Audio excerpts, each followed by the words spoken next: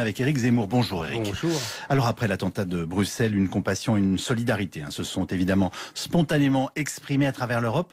Mais après, on est rodé.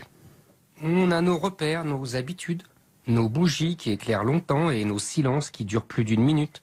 On a nos pancartes et nos fleurs, nos slogans débiles et nos larmes, nos images de chaîne info et nos experts en djihad.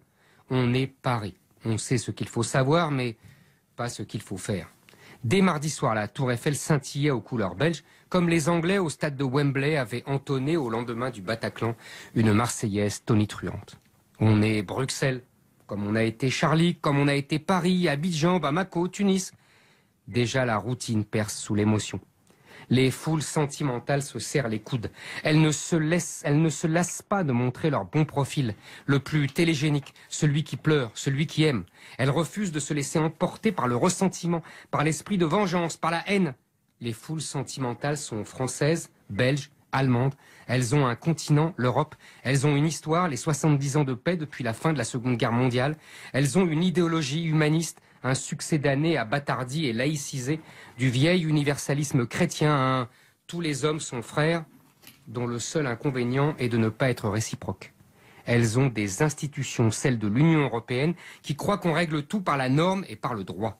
Elles ont des États qui pensent, les naïfs, qu'en donnant l'exemple du désarmement, les autres suivront. Elles ont des intellectuels, des médias, des politiques qui refusent encore de nommer l'adversaire. Elles ont des élus qui prônent toujours l'accueil de l'autre et la lutte contre les discriminations. vous voulez nous dire qu'il faut changer radicalement notre façon de voir? Pas facile, hein? Les foules sentimentales ne veulent pas rentrer dans l'histoire. Parce que c'est bien connu, l'histoire est tragique.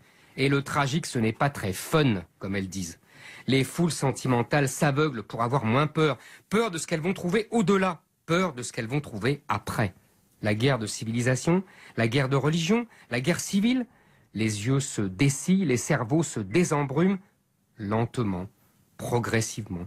Les analyses se multiplient sur la puissance de l'islam salafiste répandu sur la planète par l'Arabie Saoudite, sur les conséquences de l'immigration massive de populations venues du Rif marocain, comme si on vivait une seconde guerre du Rif un siècle après la première, sur les liens entre trafic de drogue et djihadisme, sur la complaisance des pouvoirs publics, sur leur volonté d'acheter la paix sociale, sur leur désir tacite d'enrichir les plus pauvres au détriment de la santé des plus riches. Les uns plaident l'aveuglement, les autres l'angélisme, les non-dits sortent des placards, les interdits d'hier deviennent vérité d'aujourd'hui, les foules sentimentales, toujours endormies, sous anesthésie, s'éveillent. Les foules sentimentales redeviennent peu à peu des peuples, conscients de leur force et surtout de leur faiblesse, conscients qu'ils ne vivent pas dans le monde de oui-oui, qu'ils ont des ennemis qui veulent les soumettre à leur joug. Les peuples européens payent leur rééducation à l'histoire de morts par dizaines, par centaines, mais combien en faudra-t-il pour que la leçon soit complète? Éric Zemmour, pour On n'est pas forcément d'accord, demain nous avons rendez-vous, puisque nous serons vendredi, avec Guillemette Faure. Et donc